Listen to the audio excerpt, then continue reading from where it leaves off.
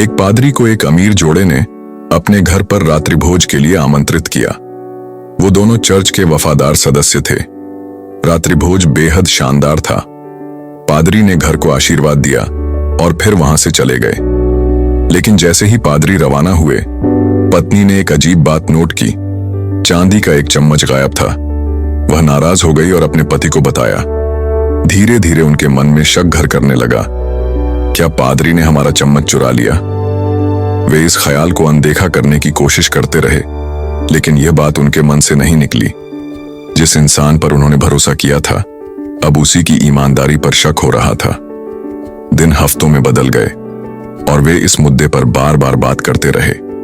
शक और गुस्सा इतना बढ़ गया कि उन्होंने चर्च तक बदलने का सोच लिया। फिर एक दिन पति ने सुझाव दिया, चलो पादरी को फिर से खाने पर बुलाते हैं। अगर उन्होंने कुछ नहीं कहा तो हम उनसे सीधे पूछेंगे। उन्होंने पादरी को दोबारा आमंत्रित किया और पादरी ने खुशी से न्योता स्वीकार कर लिया। लेकिन इस बार डिनर टेबल पर वातावरण तनावपूर्ण था। फिर पत्नी ने साहस जुटाया और सीधा सवाल किया, पादरी जी, कृपया सच बताइए, क्या आपने मेरी चांदी की चम्मच ली थी? पादरी मुस्कुराए, शांत स्वर में बोले, मैंने वह चम्मच आपकी बाइबल के अंदर रख दी थी, यह देखने के लिए कि आप उसे पढ़ते हैं या नहीं। अब मुझे जवाब मिल गया है। यह सुनते ही पति पत्नी स्तब्ध रह गए। उन्हें समझ आया कि बाइबल तब से वैसी की वैसी बंद पड़ी थी।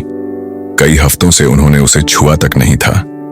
वे इतने व्यस्त थे दूसरों पर शक करने में कि खुद का आत्मनिरीक्षण करना भूल गए। कहानी की सीख, हम अक्सर दूसरों पर जल्दी शक करते हैं, जबकि सच्चाई हमारे ही भीतर छुपी होती है। जो बात हमें कचोटती है, वह हमारी खुद की लापरवाही और निष्क्रियता का नतीजा हो सकती है। अगर यह कहानी आपके दिल को छू गई, तो इसे अपने दोस्तों और परिवार के साथ जरूर साझा करें और नीचे कमेंट में लिखें, मैं आत्मनिरीक्षण करूंगा, पहले खुद को बदलूंगा।